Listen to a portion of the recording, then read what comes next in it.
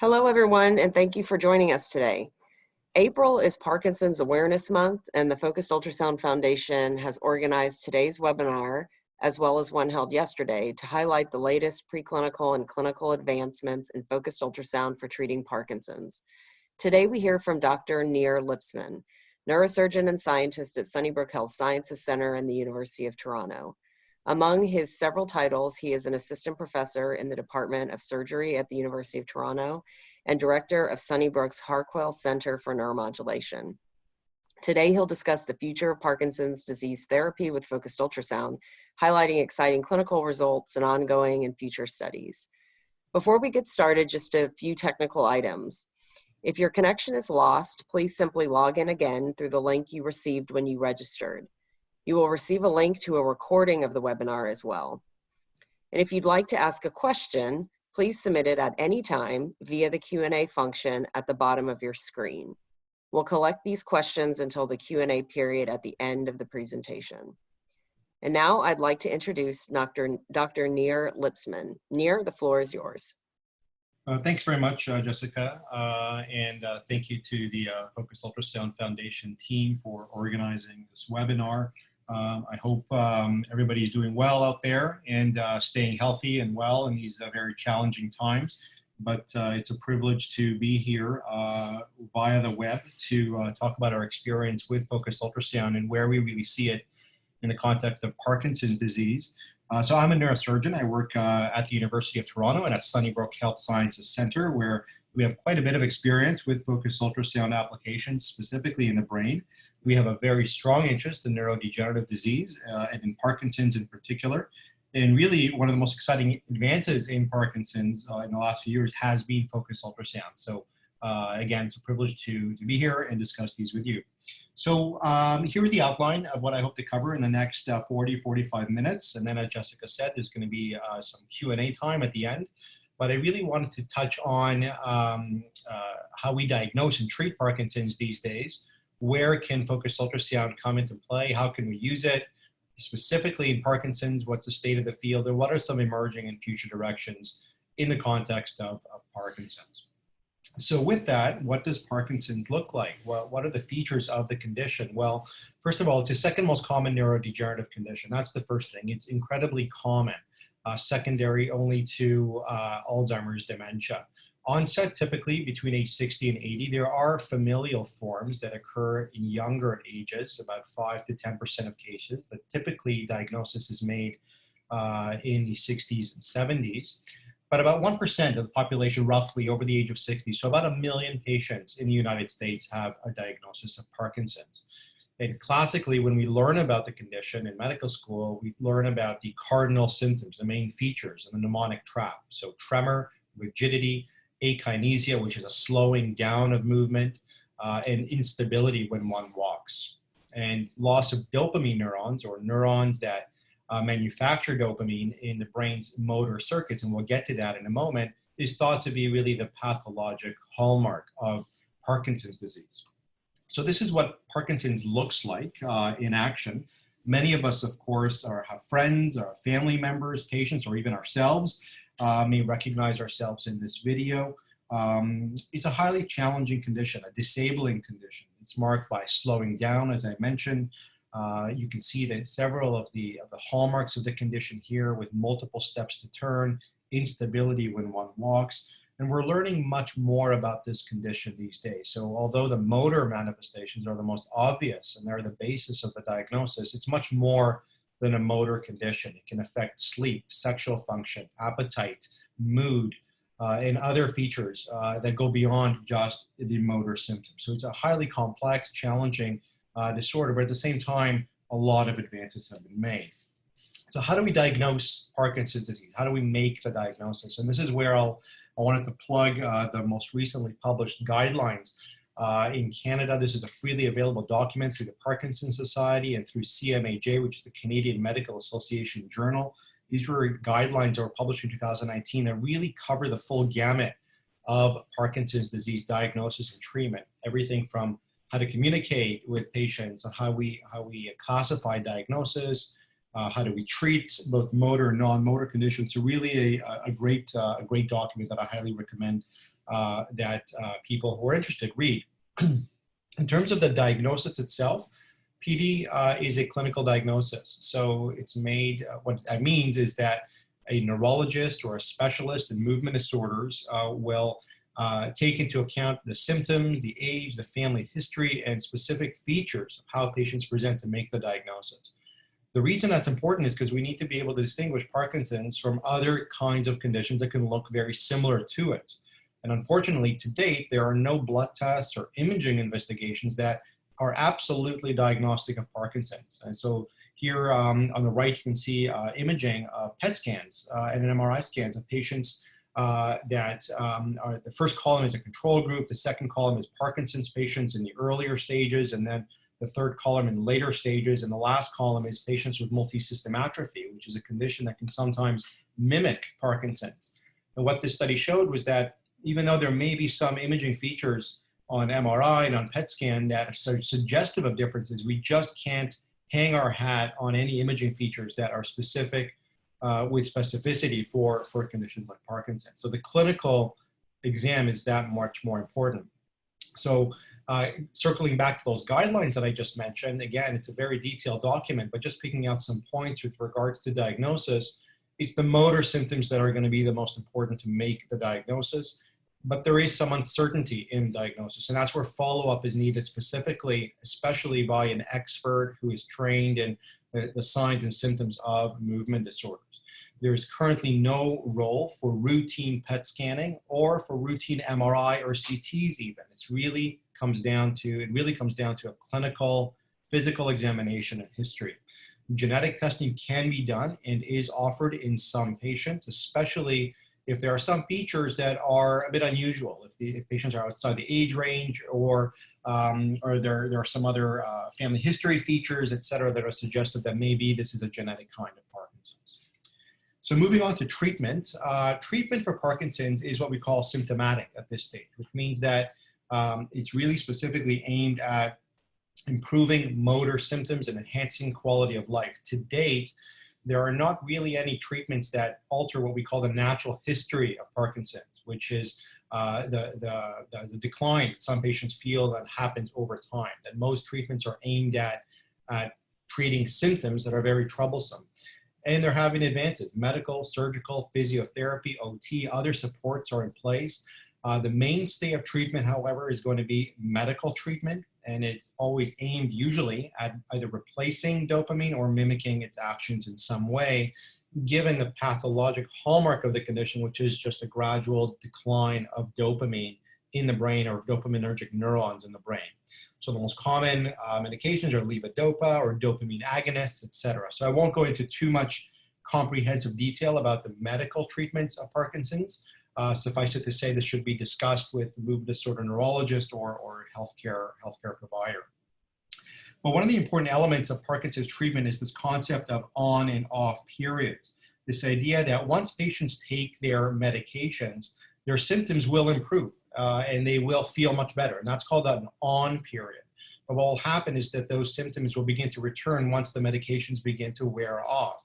And the idea is to time the next dose with an off period when that medication is worn off. So that idea of on periods fluctuating or alternating with off periods is a hallmark of Parkinson's treatment. Now, why is that important? Because the further along the Parkinson's gets, the shorter in duration that on period becomes, and the longer in duration that off period becomes. And in addition to that, it becomes less predictable. So the off periods and on periods become less predictable, and there's less of a pattern to them. So it becomes much more challenging. So those are some of the downsides of medications. There can be troublesome side effects, including what we call levodopa-induced dyskinesias. These are excessive movements as a result of too much dopamine, as well as I mentioned, this idea of decreased effectiveness with time. As the dopamine neurons continue to degenerate, there may be less dopamine there to act on, less neurons to take up that dopamine. So that those on periods are going to decrease in time, and the off periods will lengthen in time. So for patients who don't tolerate medications for whatever reason, and or reach the limits of what medical treatments can offer, surgery can become an option. So how can a brain operation, brain surgery, help with Parkinson's disease? Well, the last few decades have shown us that, in fact, Parkinson's is, as I mentioned, a much more complex disorder than we thought. It's a disorder that's much more than affecting a single brain structure. It's probably, and it probably is, a circuit disease of the brain, a circuit disorder where there are multiple structures that are interconnected and that can influence the activity of other structures. And if you can intervene or influence one of those structures, you can have an effect on the entire circuit.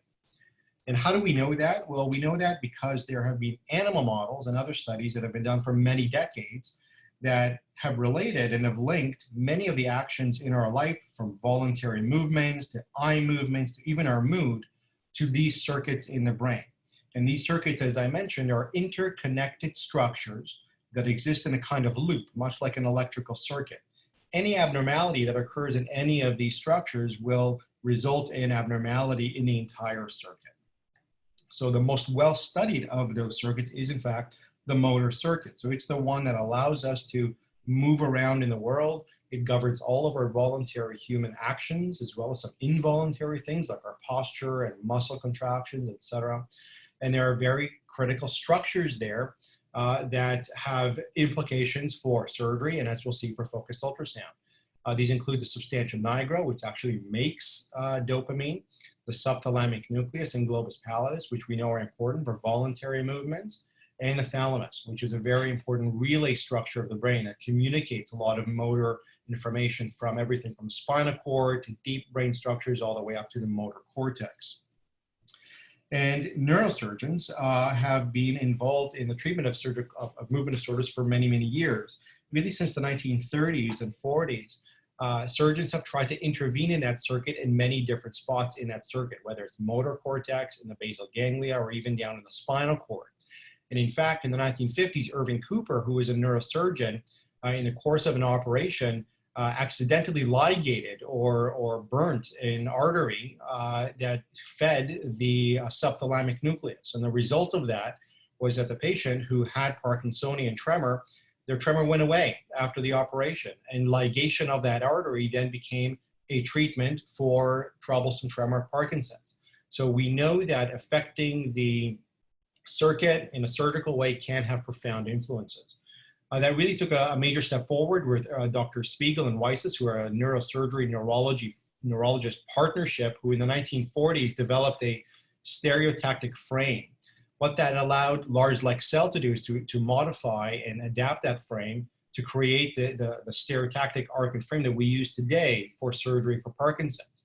So what this allows is it assigns a three-dimensional coordinate to every structure and every location in the brain, such that we can intervene with sub-millimeter accuracy in those circuits that we know are affected in Parkinson's. And this really took a major step forward in terms of safety and in terms of standardizing procedures and surgery for movement disorders. And this is an example of that. So this is Lars Lexell in the 1960s performing an operation for Parkinson's disease. And this is Professor Tasker at the University of Toronto doing the very same operation. So the development of stereotaxy, that idea of standardizing this procedure, the sub-millimeter precision, allowed and enhanced safety and accuracy of movement disorder surgery and really propagated it throughout the world. When you put that in the context of the evolution of treatment for Parkinson's, you see where that comes into play. So Dr. Parkinson identified the disorder in 1817. The substantia nigra identified as a critical structure by Dr. Hassler. And then surgery for movement disorders, as I mentioned, because of the advent of stereotaxy, really began to become much more common in the 40s and 50s. Surgery was almost a standard treatment for patients with PD and tremor. Dr. Carlson, as a result of Nobel Prize-winning work, identified dopamine, and this led to the recognition that dopamine deficiency is a major feature of Parkinson's, and ultimately led to L-DOPA being introduced in the late 1960s. And as a result of that, there was a decline in movement disorder surgery. Patients were becoming much better controlled as a result of medical treatments. But as mentioned, it became very clear that not everyone responded well to dopamine replacement. Patients who did respond experienced less benefit with time, and there occurred side effects. So surgery, or interest in surgery, began to rise again. Until the 1980s, the main way of intervening in the brain was generating a lesion. So a permanent destruction of the part of the brain, a very small part of the brain that we know is critical for the motor circuit. In the late 1980s, surgeons in France introduced the concept of using electricity to stimulate the brain. So rather than destroying those neurons, can we intervene with electricity? And this is where deep brain stimulation, which I'll get to in a moment, came from. But what you see overall is this kind of pendulum swinging in the history of Parkinson's disease treatment over the last 100 years. We had surgical treatment in the 40s and 50s really becoming very popular, medical treatment in the 1960s and beyond with the advent of dopaminergic medications. And then with the recognition of their limitations, you had the 1980s and forward, deep brain stimulation coming to a fore. And today you have even better medications, one where the side effect profile is better, one where you can control the specific levels of dopamine that are ingested, et cetera, more controlled release and other kinds of medications. And since 2010s and forward, you have the advent of focused ultrasound. So you have this pendulum swinging from surgery to medical treatment, back to surgery and back and forth again. And we'll see how focused ultrasound fits into that. Currently, the way we treat patients surgically with Parkinson's disease is with deep brain stimulation. It's often standard of care. It's FDA and Health Canada approved for the condition. And it is effective in many patients. It controls tremor, rigidity, it improves quality of life. And for some targets in the brain, it can actually reduce dopamine requirements. And it's been used in a whole host of disorders affecting the motor circuit. So we know that DBS is effective at controlling symptoms, can be used on both sides of the brain, is non-ablative, can be programmed to optimize clinical effects and minimize side effects. But there are issues, and these are not trivial issues. DBS is, for example, very expensive, both in capital costs and in operating costs. It's incredibly resource intensive. So it requires a center that has experts in doing the procedure, in programming the device and following patients. It's very resource intensive. There is the risk of surgery as well, of device implantation, complications, et cetera. It's a permanent lifelong implant that requires programming, very frequent visits to the hospital associated with that. Although it is image guided, it's not image guided in real time. It requires multiple tracks sometimes through the brain and the need for recording activity in the brain so we know exactly where we are and where we implant the electrodes. And at the end of the day, some patients don't want surgery. And it's estimated that only about 2 to 3% of patients who would be eligible for surgery for Parkinson's disease actually get the procedure. So there are real obstacles to accessing the treatment, and some patients just don't want surgery. So alternatives are needed for this. So what has been the evolution of Parkinson's surgery? Well, it's evolved. It's evolved from a more blind procedure to much more image guided, from crude to more precise, from largely exploratory to really data and hypothesis driven. But what's been relatively constant is the idea that you need an operation and you need to open the head. And it usually involves the delivery of some form of electrical energy to the brain. The question then becomes, can other forms of energy be used to modulate neural activity? And of course, the answer to that is yes. And ultrasound, which has a very long history in medicine, both as a diagnostic and a therapeutic tool, may potentially be very promising here. What are the advantages of ultrasound? Well, it's non-destructive. It passes harmlessly through tissue. It can be used to visualize. It has very robust thermal applications that are very well known. And what we know is that with some wavelengths, it can be used to target very small areas. And we also know that it may be especially effective if the ultrasound energy from multiple sources is focused onto a single point of convergence. And at that point of convergence, it can have biological effects on tissues. So just a quick few words about the history of focused ultrasound, because this is not a new idea, but there have been dramatic advances. The actual term focused ultrasound was first used by John Lynn, a neurologist in the 1940s out of Columbia. And he made a very prescient statement in one of his papers where he wrote that the property of focusability of ultrasound, together with its special tissue effects, suggests the possibility that some combination of wavelength, intensity, and exposure might be found which could produce a focal destruction in the depths of tissue. So again, this was written in 1944. The idea that you can target very precise parts of the brain by harnessing the fact that when ultrasound from different sources is focused onto a discrete point, you can have biological effects. So about 10 years later, prefrontal ultrasonic irradiation was used as a substitute for lobotomy. Of course, we don't use the term lobotomy anymore. What was used at the time was a procedure for helping with mood disorders that were very difficult to control. But this required an opening, as you can see in the illustration, in the skull. So the transducer would be laid directly onto the dura, or the outer lining of the brain, after the skull was removed. But the idea was there. The idea that you can focally generate a lesion in the brain without having to necessarily go through brain tissue. The Fry brothers went on to demonstrate the first demonstration of non-invasive generation of a discrete brain lesion with an ultrasound system that utilized 4 transducers. So you can see here the skull in their model. So you can see this set up with a hydrophone and multiple transducers. Again, this idea that harnessing multiple sources of ultrasound at discrete points can have a real effect. So 2 advances really in the last 20, 30 years made the current era of focused ultrasound possible. These involved coupling ultrasound to MRI imaging, so high resolution imaging. And the second was organizing the ultrasound sources in a kind of potential helmeted array, allowing for a maximal amount of flexibility of ultrasound to be directed onto a discrete spot. And this is where we are now. So this is the Exablate helmet. This is made by Insightec, who's one of the world leaders of focused ultrasound manufacturing. And it's the helmet that we are currently using in Toronto for all of our treatments and trials. So this is a helmet device, and the lining of the helmet contains 1,024 individual ultrasound transducers. This is an MRI, 3 Tesla MRI behind it.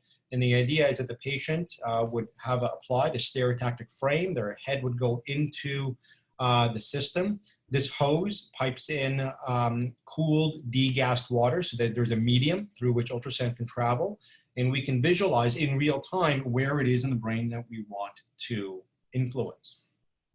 So we've discussed until now Parkinson's, how it's diagnosed and treated, and we've established that in some patients who don't tolerate medications or who have reached the limit of medication, surgery is an option. Until now, it's involved either ablation or generating a permanent lesion or stimulation, but it's always involved electricity. Ultrasound may be an option, but the question now is, how can ultrasound interact with the brain? How can treatment effects be achieved? So the most common mechanisms, and the ones that we'll discuss in a bit more detail, and the ones that are the furthest along, are high frequency ultrasound to generate a discrete lesion in the brain, which is very similar to radio frequency, but uses ultrasound energy, or low frequency ultrasound where we can transiently open a window in the blood-brain barrier. And this is an emerging form of focused ultrasound applications in Parkinson's and other conditions. It's one that there was a fascinating webinar yesterday sponsored by the FUSS Foundation of Dr. Konafagu from Colombia, showing some promising data there. And this idea that you can open the blood-brain barrier to enhance the delivery of therapeutics. But these are just a few of the mechanisms that are furthest along. There are other very exciting mechanisms that are on the horizon. These include everything from neuromodulation or using ultrasound non-invasively to either turn up or turn down activity in the brain, using ultrasound to very precisely lesion larger volumes and histotrypsy, or using ultrasound to uncouple or uncage nanodroplets that can be used for drug delivery, or other applications as well. So this is just to say that ultrasound is an extremely powerful tool, and there'll be many mechanisms with which it can interact with the brain. But let's discuss high frequency specifically in the context of Parkinson's disease, and especially in the context of movement disorders. So the first application of focused ultrasound was essential tremor. So obviously there's some similarities here with Parkinson's in that it is an involuntary movement disorder where tremor is a major component. And the treatment for essential tremor is medical. So, up to 2/3 to 75% of patients will respond to medical treatments. They are effective, but about 1/4 to 1/3 will not respond to medical treatment, and those patients are treatment resistant, and they are surgical candidates. And just like we discussed for Parkinson's, there may be regions in the brain where intervention and where focal influencing may help with the predominant symptoms, which in this case are usually an appendicular or an upper extremity.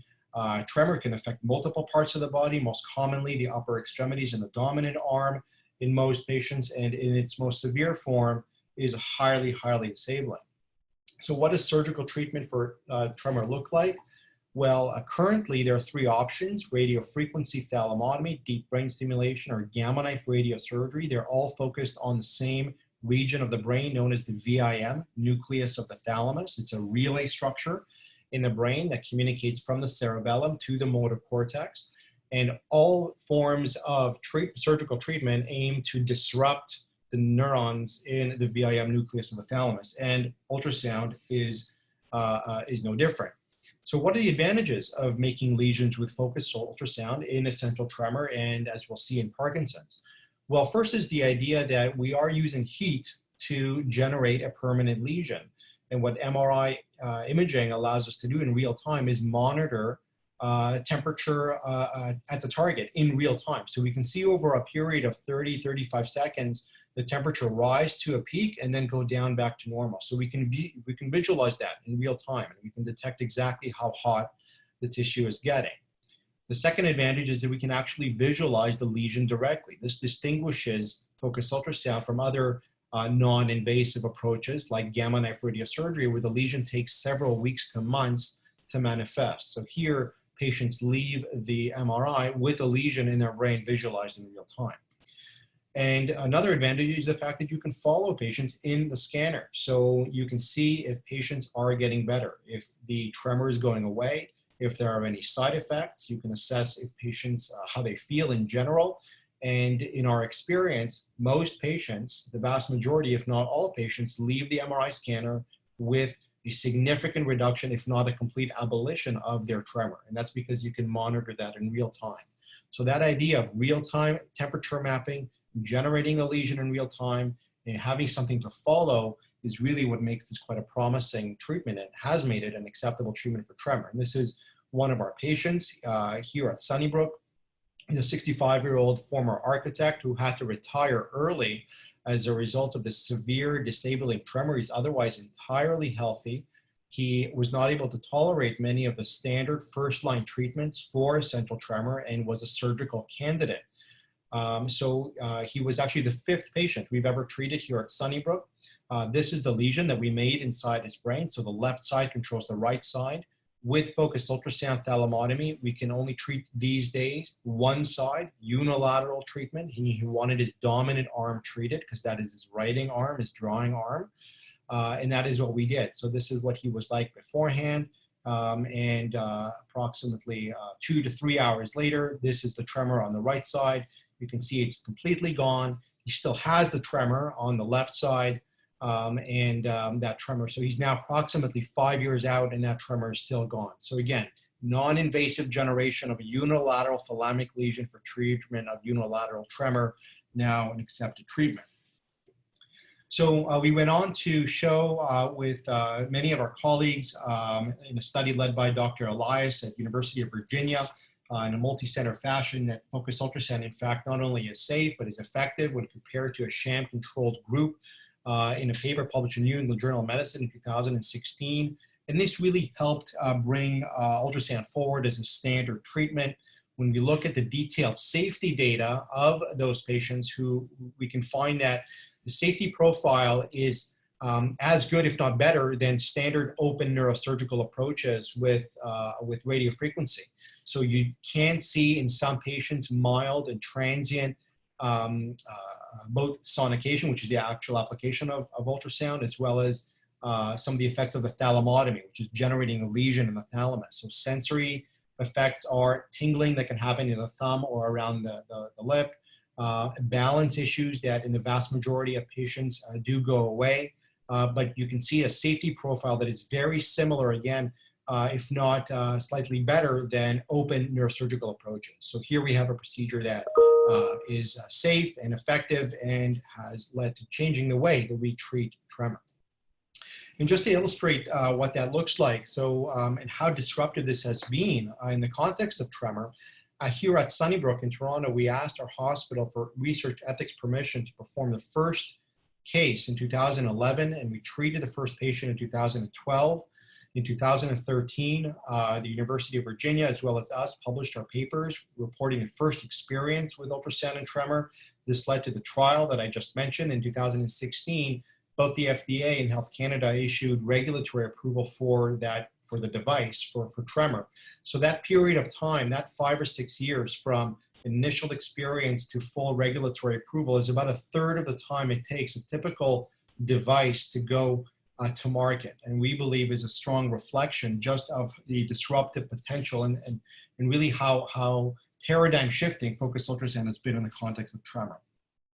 And that success in tremor immediately spurred our interest and interest in many centers around the world in, can we use ultrasound in Parkinson's disease, specifically in some of the symptoms of Parkinson's disease that are amenable potentially to treatment. So what is the rationale there? What was the rationale? Well, PD is a disease where the symptoms, as we described, can be linked to dysfunctional nodes that exist in a circuit. So it's a circuit-based disorder. There are targets that we can access. We can access with ultrasound, as we saw, and we can access it surgically. There's a very strong literature to support, historically, the safety and effectiveness of multiple targets in the brain, and excluding them from the circuit and restoring activity in that circuit. So there's a robust literature there to support us. And finally, we have the technology. The technology has now been demonstrated at every level, local, international, and regulatory-wise, that it's safe and effective to use. So that therein sort of was the rationale for using or investigating focused ultrasound as an alternative to open surgery for some of the symptoms of Parkinson's disease. And as we discussed, the two strategies that are being considered, and which we'll discuss in more detail, are high frequency disruption of activity in key brain structures, and low frequency enhancing the delivery of much needed therapies and a kind of neuroprotective or neurorestorative potential or hope. So using high frequency ultrasound to disrupt activity in key brain structures is something that I often refer to as doing something very old in neurosurgery, but in a very, very new way. There is a robust 7-decade-long history of using lesions in the brain to treat some of the troublesome symptoms, and here we have an entirely less invasive way of doing that. So what are some of the targets in the brain that we can look at? Well, we can look at lesioning the VIM thalamus, also known as a thalamotomy. We can lesion the globus pallidus, also known as a pallidotomy. We can lesion the tract that connects the two, the pallidothalamic tract. Neurosurgeons are very much uncreative in how they name their procedures. So this is called a pallidothalamo-tractotomy, PTT for short, and lesioning the subthalamic nucleus, which is a procedure known as subthalamotomy. So all of these procedures, again, have been done for many decades in neurosurgery. Now we can do the same thing under image guidance with real-time lesion monitoring, real-time patient monitoring without opening the head. So let's take a look a little bit closer at each of these in turn, just as a way of looking at the data and looking at some of the nuances. So the first procedure is thalamotomy. And as we've seen in essential tremor, it's very effective. It's very effective at controlling tremor. The data suggest a few prospective reports that there are 50 to 60% improvement in tremor and UPDRS scores. This is a standard score that is scored by a movement disorder neurologist to grade the severity of Parkinson's. So there are very good reports. This led to a double-blind randomized controlled trial recently published showing a 62% improvement in the tremor rating score at 3 months compared to baseline when compared to sham. So very strong results in patients with tremor-dominant Parkinson's. And this is a critical point, and you go skipping down here to the notes part. A thalamotomy in the context of Parkinson's disease is done specifically in patients with tremor-dominant disease, tremor-dominant Parkinson's disease. This is a subset of patients with Parkinson's where the main symptom that is affecting patients and is influencing the quality of life and disability is their tremor. It's in those patients that a targeted intervention can be used to address their tremor. So a thalamotomy in Parkinson's disease, again, is used to treat tremor. What are some of the side effects? They're going to be very similar to what we've seen for central tremor. Paresthesias or tingling and numbness, rarely in some patients. Some gait unsteadiness, which can happen in about 9 to 10% of patients as far out as about 3 months. that in the majority of patients goes away. Motor weakness, less than 2 to 3% of the time is there a significant weakness. And this relates to where the VIM is relative to the motor pathways in the brain. So side effects, very similar to what we see in essential tremor. Another procedure, again, very much well established in the movement disorder surgical literature, is pallidotomy.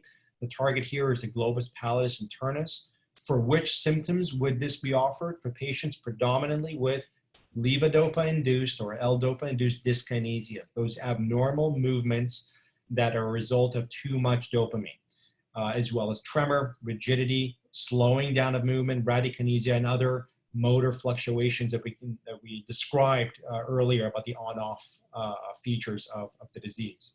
Several open label trials have shown much promise. So at least a 50% improvement in dyskinesias especially, and improvements overall in the motor score, motor component of the UPDRS. There is a multi-center trial looking at unilateral pallidotomy, so far unpublished, showing a 50% improvement in dyskinesia and motor scores at 6 months. So it looks like in patients with L-dopa-induced dyskinesias that are very much unilateral, this may be a very effective option for those patients. Some of the specific side effects that have been reported include dysarthria or trouble with speech.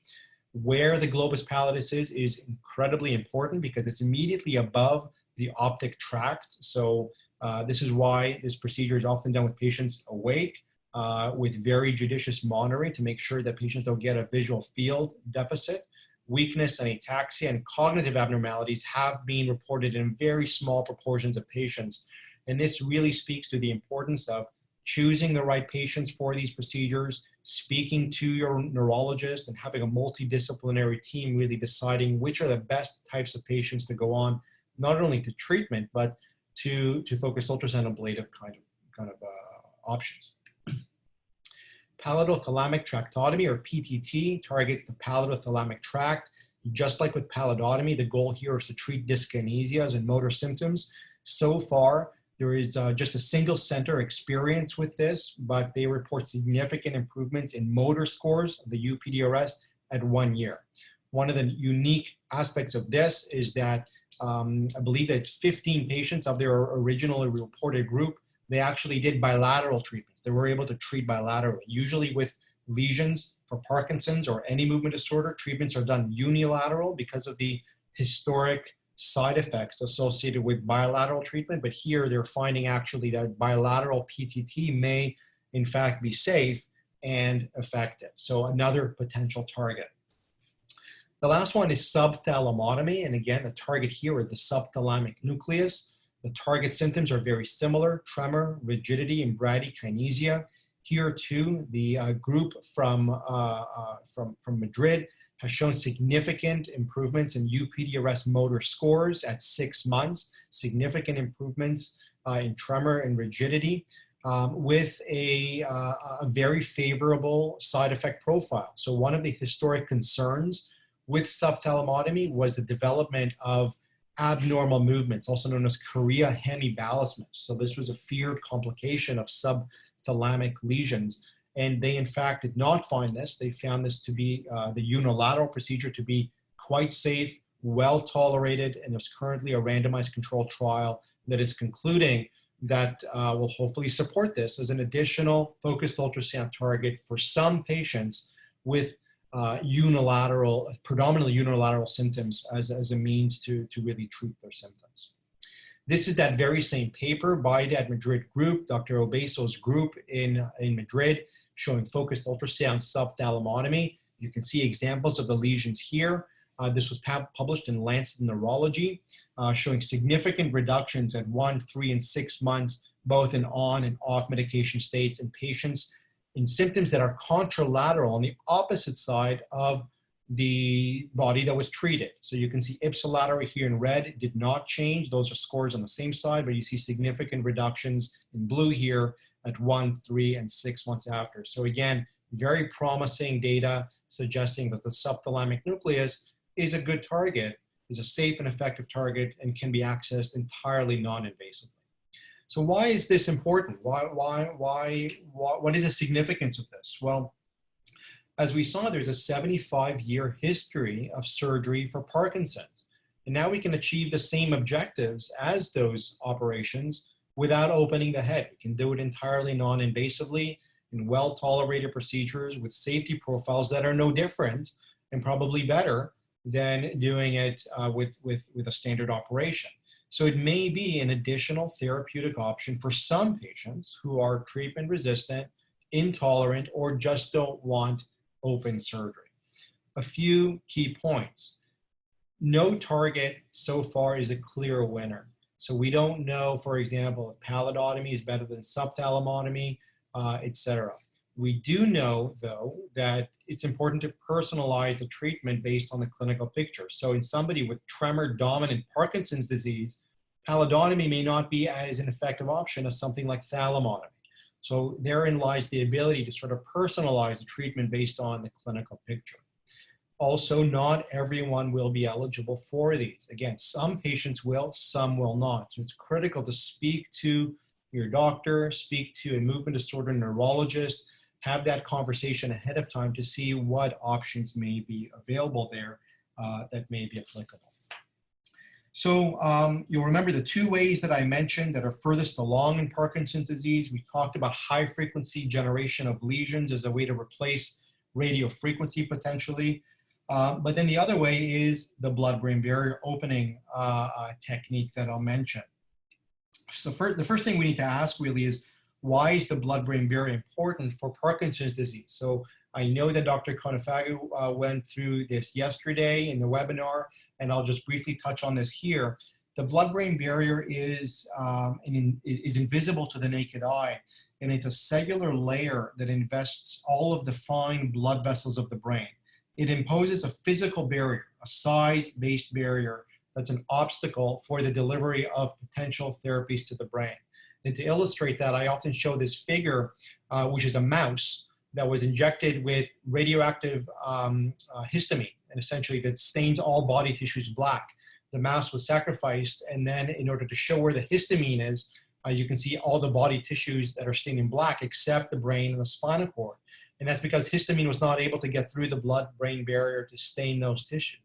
And that just shows you just how imposing this obstacle is for the delivery of compounds. And it's been estimated that 100% of large molecules just do not cross the blood-brain barrier effectively. So you can imagine what that means for potential things like growth factors or gene therapy or chemotherapies for cancers, what that means for a lot of compounds that need to get into the brain but just can't get into the brain sufficiently. So the BBB is a major obstacle for the effective delivery of therapeutics to the brain. It limits both transcellular, so getting through the cells, and also paracellular transport, which is basically getting in between the cells. And there's a whole mechanism in place that has been there for many, many millions of years to prevent potentially toxic substances from getting into the brain, but more recently, maybe potentially useful things from getting in there as well. Getting across the BBB has been the holy grail of clinical neurosciences for many decades. We have tried many different strategies to try to bypass the blood-brain barrier to try to get things in. Everything from using diuretics to shrink the size of the cells of the blood-brain barrier, to inserting catheters into the brain, to deliver a high volume flow of, so bulk flow or convection-enhanced delivery, impregnated wafers with chemotherapy or other compounds. So many different strategies, molecular and otherwise, to try to overcome the BBB, to try to enhance the delivery to the brain. But unfortunately, none of these have proven to be effective in large amounts. So we just can't get drugs to where we need to go in sufficient amounts. So how can ultrasound help? So again, a frequently shown animation is this. So you can imagine that the compound that you want to get into the brain are these little purple dots, these little purple spheres. And what we do is we inject animal models, but now increasingly in human patients in our trials, with a contrast agent that contains microscopic bubbles, so microbubbles. Those microbubbles will circulate throughout the body, they'll get to the brain, and then we expose them to focused ultrasound. And what will happen then is these microbubbles will oscillate, just like in this animation. They'll increase and decrease in size 500,000 times per second. and that will lead to a physical disruption, a physical spreading apart of the cells of the blood-brain barrier, permitting whatever is circulating in the bloodstream, whether it's a drug or what have you, into the brain in increased concentrations. In animal models, this has shown to be quite safe. And in fact, hundreds of preclinical animal models have shown, everything from small rodent studies all the way up to non-human primates, have shown that opening the blood-brain barrier or making it more permeable can be significantly done, can be temporarily done, which means that the blood-brain barrier closes up again, and can be done repeatedly over time and safely. So this is just an example of the different models that have been done in different regions of the brain that this has been shown. So one of the areas that we're quite interested in is it's Alzheimer's disease. This is work that has shown that the blood-brain barrier may in fact be able to be opened in Alzheimer's. Why is this important? Well, Alzheimer's is one of the most common neurodegenerative diseases. It's marked by pathology both inside neurons and outside of neurons, so tau and amyloid respectively. Many drug trials have failed. So people have tried, and many companies, many billions of dollars have been spent, and many years of research have been spent on trying to gain access to brain pathology, and many of those have failed. And it's been thought that a major component of those failures and a major obstacle has been the blood-brain barrier. So a safe and reversible way to open the blood-brain barrier would allow direct access to the brain. And all you have to do is switch out the word Alzheimer's disease for Parkinson's disease, and the same rationale here is justified. This idea that many drug trials, many drug delivery trials have failed, and it could be that the BBB is a major obstacle. So in the Alzheimer's realm, there's very good preclinical data in transgenic animal models, and this is work done by the lab of Dr. Aubert and Dr. Heinonen here at Sunnybrook. And they've showed in really nice studies that in transgenic models of Alzheimer's disease, you can use focused ultrasound not only to temporarily open the blood-brain barrier, you can use it to deliver an anti-amyloid antibody. That antibody will bind to amyloid. Amyloid will be cleared, and when you test the animal's memories, you can actually reverse the phenotype and the spatial memory deficits that these transgenic animals have.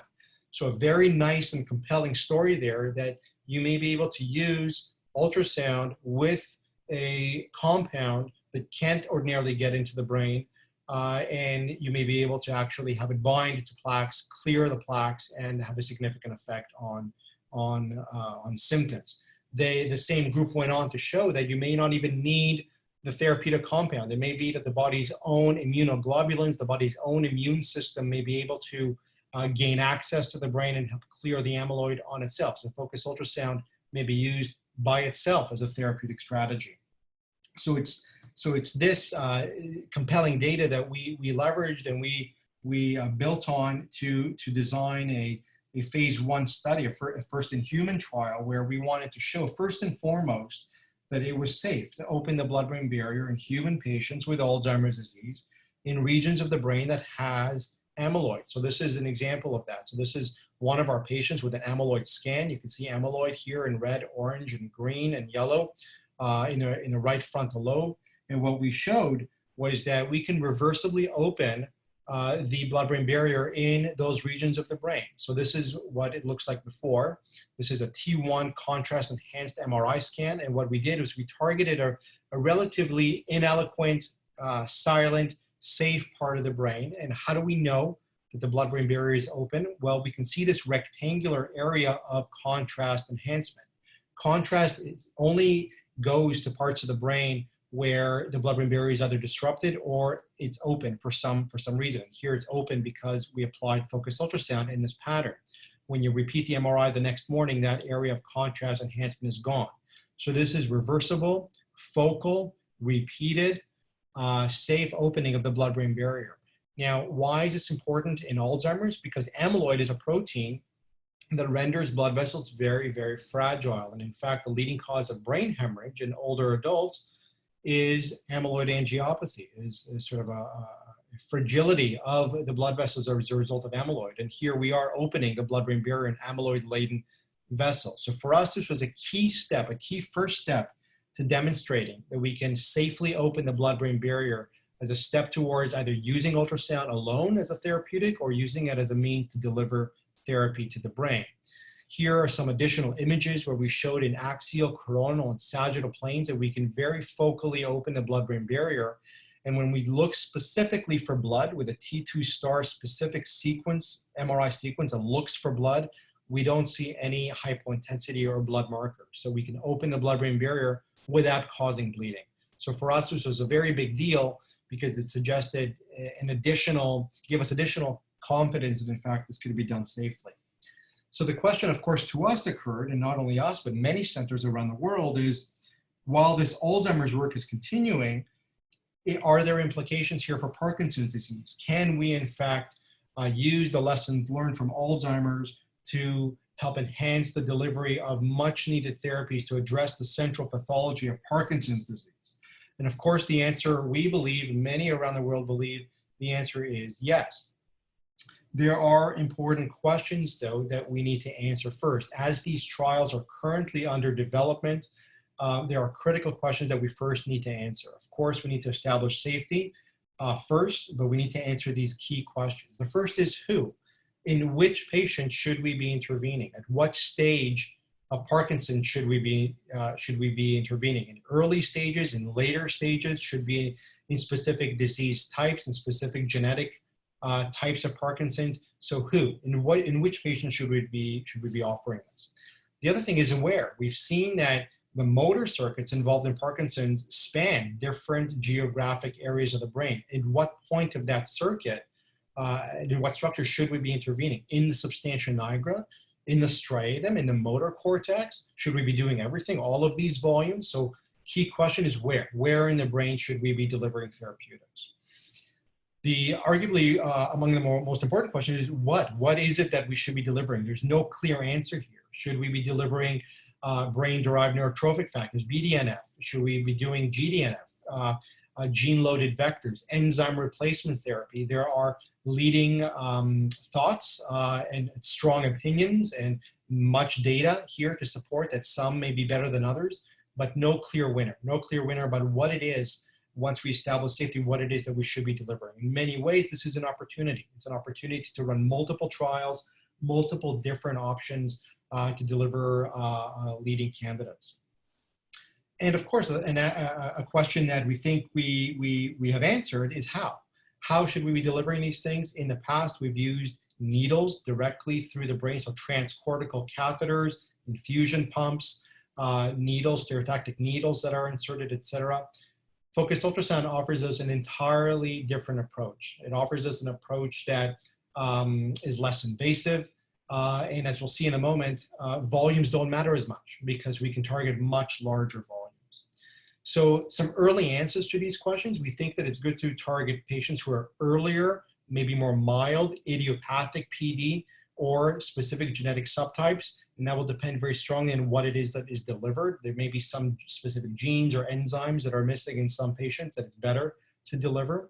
It's probably better to target the striatum in patients, but again, volume requirements are going to be much looser with focused ultrasound because we can target multiple volumes at the same time. And we think that as safely as possible is the best way to do it, and focused ultrasound so far offers a very good safety profile. What is at stake here? What is the importance of focused ultrasound BBB opening in Parkinson's? What can this potentially mean? Well, just as an example, this is a recent paper from a relatively recent paper from the New York Times about a drug known as Cerezyme. Cerezyme is a drug for rare inherited disorder known as Gaucher's disease and has been proposed by some as enzyme replacement therapy in Parkinson's. But it's a drug that also costs $300,000 per year.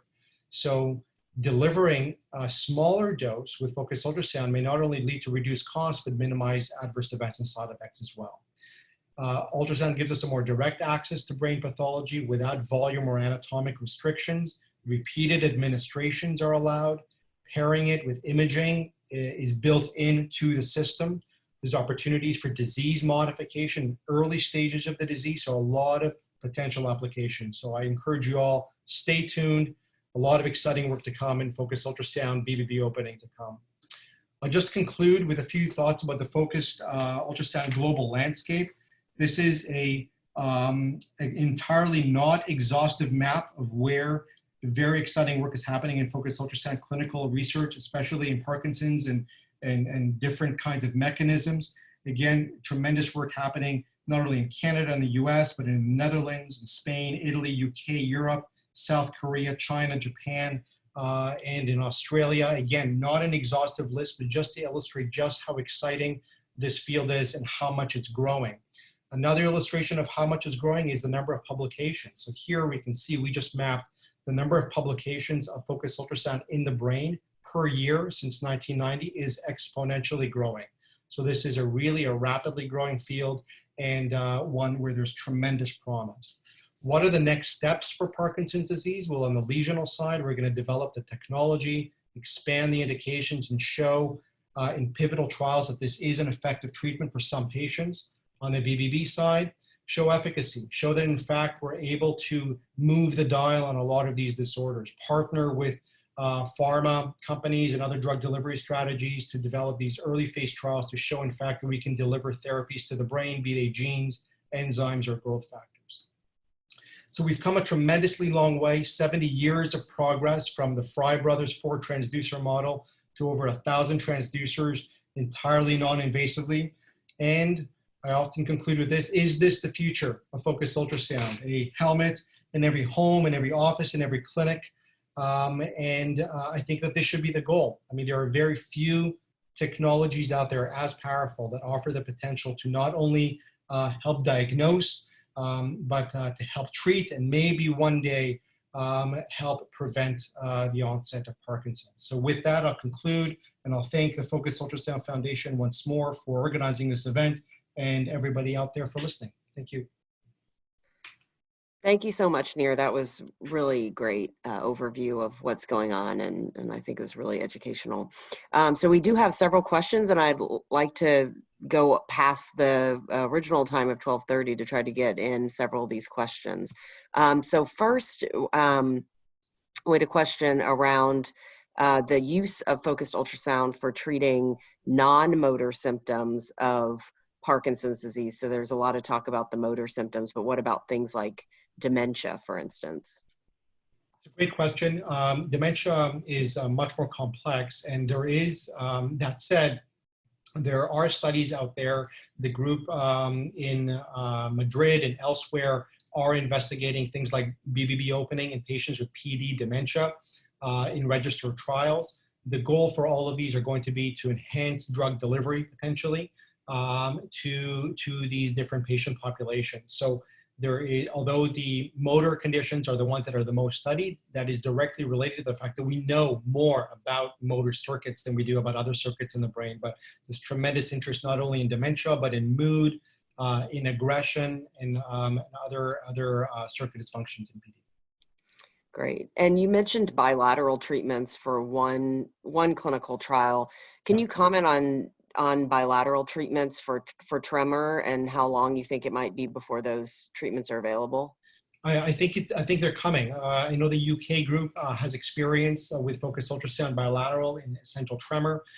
We think that historically, making bilateral lesions in something like essential tremor has been unsafe because of high rates of things like speech deficits, gait abnormality, etc.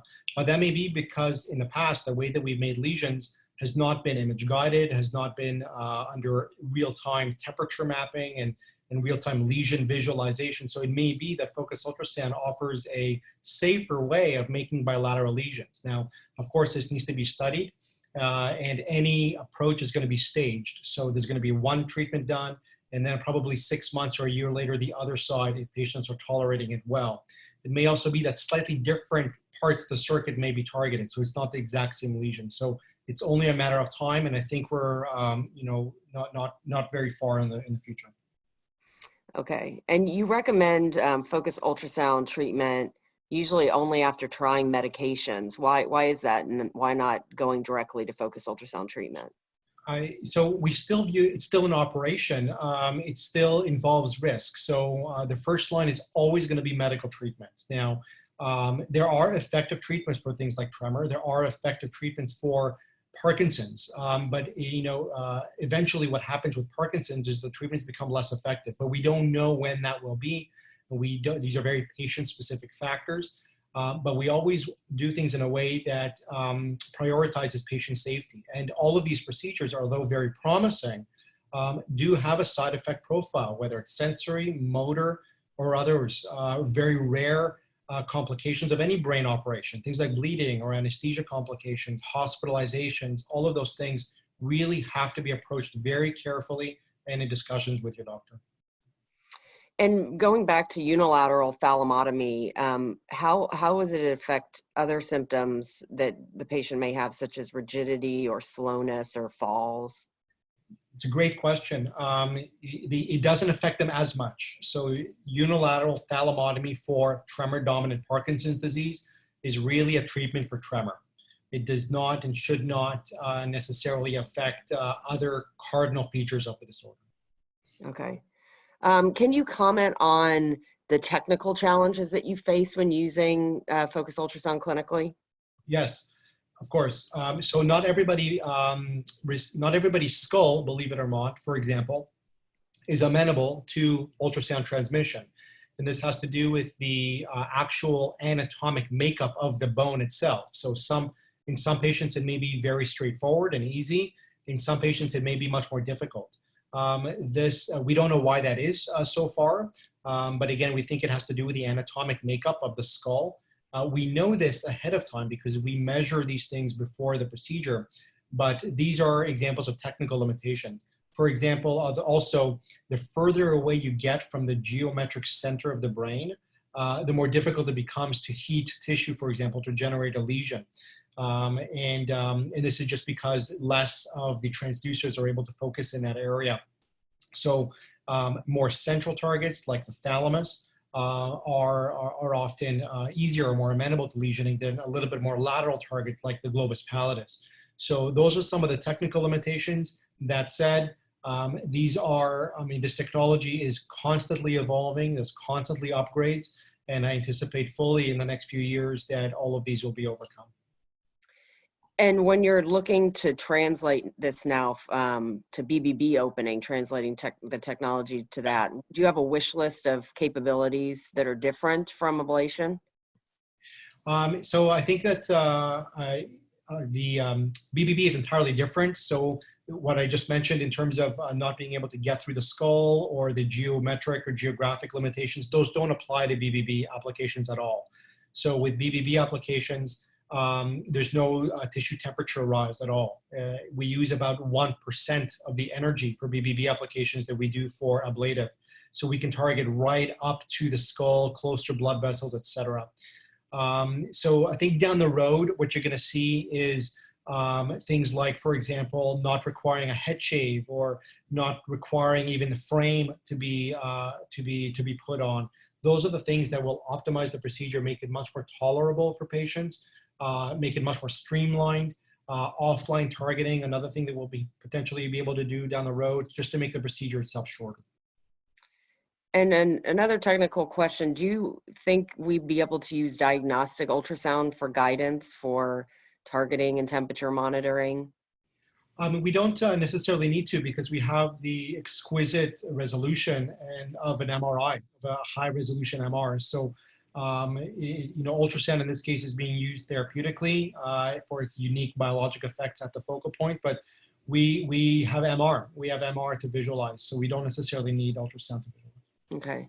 And then just sort of comparing this to your Alzheimer's work, the question is around Parkinson's being a circuit-based or a localized therapy that could positively affect the symptoms, but Alzheimer's is more of a whole brain disease. So would addressing it via the blood-brain barrier opening work, or would you need to open the BBB throughout the entire brain, for instance? Yeah, really, really good question. So a few things here. First of all, we know that Alzheimer's affects much of the brain, but we know that one of the there are two pathologic features of AD, amyloid and tau. And we know that tau, for example, develops in a very spatially specific, or in a fairly specific spatial way. So it develops first in the entorhinal cortex, medial temporal regions, and then it spreads out to other parts of the brain. So it may be, so although we know that in more advanced stages, those pathologic features are throughout the brain, it may be that Alzheimer's actually begins as a more focal disorder, and that if you catch it at an early enough stage, a focal intervention may potentially help. The other thing is, we are seeing that we can actually sonicate very large volumes fairly safely. We're not at the stage where we can do or would even recommend brain-wide or hemispheric-wide opening, but volume restrictions are temporary. We will be able to target larger volumes with time. And the third thing is it depends a lot on what you're delivering. If you're delivering a vaccine, for example, against amyloid or tau, you may only need a single treatment because you may only need to do it once. If you're delivering a gene, you may only need very limited treatments, one or two, for example. It's very different than delivering something like an antibody where you need multiple serial treatments, maybe every few weeks or every month to continue to wash out whatever it is that you want to wash out. So that it's a great question. And I think it speaks to the personalization of these treatments and what they mean for different disorders. But it also speaks to the ability to intervene earlier potentially in these disorders where intervening too late may be in fact too late. And kind of also around the personalized aspect, do we know if genetics, a patient's genetics could influence their response to a therapy like focused ultrasound? We don't know that just yet. We're still in the early stages of looking at safety. However, there is interest, for example, in some genetic subtypes of Parkinson's disease. For example, some patients are missing an enzyme that's very important for the metabolism of certain pathologic features of Parkinson's disease, and that replacing that enzyme in those genetic subtypes of Parkinson's may potentially help. So that may be an example where genetics may guide what kind of treatment it is that you're delivering. In the context of Alzheimer's disease, we know that in patients who are homozygous for ApoE4, which is an allele that leads to increase in earlier deposition of amyloid, there was the initial thought that it may be unsafe in those patients to open the blood-brain barrier. But in fact, we have now shown in our patients that even patients who are ApoE4 homozygous and also heterozygous, we can safely open the BBB. So although it doesn't speak yet to efficacy, it does speak to safety. And a final question is really about the timeline for focused ultrasound BBB opening in terms of really getting these therapies to patients for delivering a wide variety of drugs, if you could speak to that. Yeah, I mean, it's something that we are constantly thinking about to accelerating the pathways. I can also just mention, and it's not because FUSS Foundation is sponsoring this, FUSS Foundation is the engine for a lot of this work. The FUSS Foundation has funded our Alzheimer's trial. We had a trial certainly in psychiatric disorders and movement disorders. So FUSS Foundation has really been the engine and driving force for a lot of these trials and is almost single-handedly responsible for a lot of these trials, especially the essential tremor work. I mentioned the shortened timeline to regulatory approval. A large part of that is because of FUSS Foundation making those trials happen much faster. So that is where the timelines will be accelerated. It's going to be in organizations like FUSS Foundation to support early phase trials in multiple streams, multiple different therapeutic options to see which one is the most effective and to get quickly to those late phase pivotal trials. So in order to get to a treatment, you need to go through safety, dose response, and pivotal trials. It is a resource issue, but we're trying to shorten that as much as possible. And that's what we're seeing. We're seeing very rapid interest, very rapid increases in uptake for this technology as word is spreading. You saw the exponential curve in terms of research happening around the world, but it's really organizations like FUSS Foundation that are the engine for progress here. Well, thank you, Nir, and thank you for those kind words. And we're, thrilled to keep working with you all as we move forward to bring these new treatments to patients. So thank you, everyone, for joining us. This concludes our webinar. I apologize that we didn't have time to address all of your questions. If your question wasn't answered or if you would like more information, please do visit our website at fussfoundation.org or email us at info@fussfoundation.org. Thank you all for joining us today, and stay tuned to our newsletter and website for invitations to future webinars. Have a great day, everyone.